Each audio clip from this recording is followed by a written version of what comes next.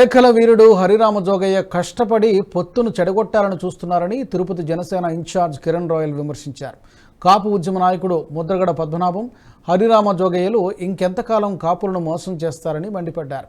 30 ఏళ్ల క్రితం ఉన్న కాపులు వేరు, ఇప్పుడున్న కాపులు వేరేనని గుర్తుంచుకోవాలని సూచించారు. పవన్ కళ్యాణ్పై ఇష్టం వచ్చినట్టు మాట్లాడితే నాలుక కోస్తామని హెచ్చరించారు. హరిరామ జోగయ్య లాంటి ముద్రగడ లాంటి రాజకీయాల్లో ఎప్పుడో 30 ఏళ్ళు 25 ఏళ్ళ ముందు రాజకీయ నాయకులు మంత్రులు అయ్యారు. అప్పుడు కాపులు ఉన్న అంత ఐక్యత లేదు, అంత మెచ్యూర్ లేదు. అప్పుడు ఏదో మీరేదో చెప్తే నమ్మేసేవాళ్ళు. హరిరామ జోగయ్య ముద్రగడ గారు గొప్పోళ్ళు పెద్దోళ్ళు, వాళ్ళే మనకు కాపు నాయకులేమో, వీళ్ళే మన దేవుళ్ళు ఏమనుకున్నారు.